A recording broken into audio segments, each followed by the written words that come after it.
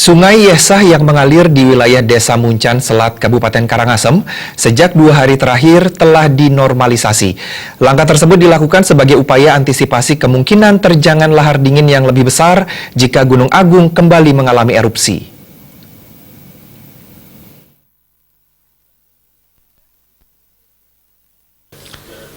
Normalisasi Sungai Yesah disampaikan Bupati Karangasem Gusti Ayu Mas Sumatri saat meninjau normalisasi Sungai Yesah. Bupati Mas Sumatri menjelaskan normalisasi sungai merupakan bentuk antisipasi jika sewaktu-waktu kembali terjadi serangan lahar dingin maupun panas yang lebih besar. Jika terjangan lahar yang lebih besar, masyarakat yang bermukim di dekat aliran sungai tidak terancam bahaya. Normalisasi ini juga bertujuan melindungi infrastruktur jembatan yang berada di sekitar aliran sungai. Selain menormalisasi aliran Sungai Yesah, beberapa sungai lain di Kecamatan Kubu dan Karangasem turut dinormalisasi.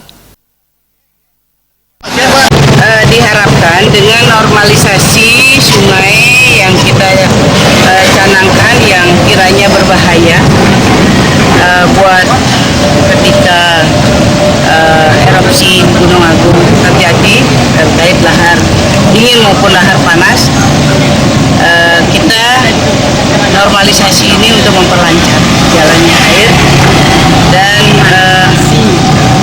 tentu agar bermanfaat buat masyarakat luas, di mana erupsi Gunung Agung tidak bisa kita bayangkan seperti apa dan tidak bisa kita ketahui kapan akan terjadi meletus.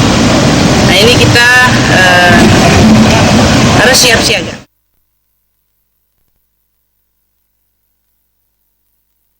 Sementara terkait lahan pertanian yang disapu lahar dingin, Bupati Mas Sumatri menegaskan pihaknya telah menerima laporan tertulis tentang luas lahan pertanian warga yang berdekatan dengan aliran sungai yang disapu lahar dingin. Sebagian besar lahan pertanian setempat terletak dekat badan sungai sehingga sangat riskan diterjang lahar.